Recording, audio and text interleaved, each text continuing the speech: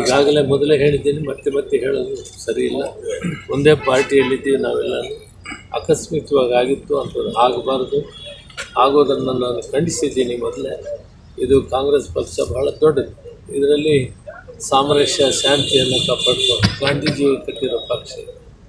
ಇದರಲ್ಲಿ ಶಾಂತಿ ತಾಳ್ಮೆಯಿಂದ ನಡ್ಕೊಂಡು ಹೋಗಬೇಕು. ಗುಂಡಾಗಿರಿ ಕೆಲಸಕ್ಕೆ ಬರೋದಿಲ್ಲ. ಯಾವತ್ತೂ ಕೂಡ ಇಂಥವು ಆಗಬಾರ್ದು. ಪಕ್ಷದ ಅಧ್ಯಕ್ಷರೆಂದರೆ ತಾಯಿ ಸಮಾನ ಜಿಲ್ಲೆ. ಅವರ ತಾಯಿ ರೂಪದಲ್ಲಿ ಕಾಂಗ್ರೆಸ್ ಪಕ್ಷದವರು ನೋಡಿದಾಗ ಆ ಪಕ್ಷ ಉದ್ಧಾರನೂ ಆಗ್ತದೆ, ನೆಮ್ಮದಿ ಇರ್ತದೆ. ಕಲ್ಕೋಬೇಕಾಗ್ತದೆ. ನನ್ನಿಂದ ಹಿಡಿದು ಎಲ್ಲರೂ ಕಲ್ಕೊಬೇಕಾಗ್ತದೆ.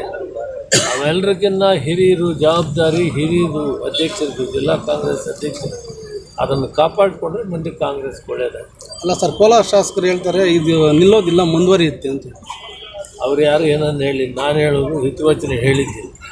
ಅದಕ್ಕೆ ಬೇರೆಯವರು ಹೇಳಿದ್ದಕ್ಕೆಲ್ಲ ನಾನು ಉತ್ತರ ಹೇಳೋಕ್ಕಾಗಲ್ಲ. ನಾವು ನಡಿಬೇಕಾಗಿರೋ ದಾರಿ ಹೇಳಿದ್ದೀವಿ. ಅಲ್ಲ, ಜಿಲ್ಲಾಧ್ಯಕ್ಷರ ಮೇಲೆ ಈ ಥರ ಆದರೆ ಹೆಂಗೆ ಸರ್? ರಾಜ್ಯದಲ್ಲಿ ದಲಿತ ಮುಖ್ಯಮಂತ್ರಿ ರಾಜ್ಯದಲ್ಲಿ ದಲಿತ ಮುಖ್ಯಮಂತ್ರಿ ಮುಖ್ಯಮಂತ್ರಿ ಸ್ಥಾನ ಖಾಲಿ ಇಲ್ಲ ನಡ್ರಿ.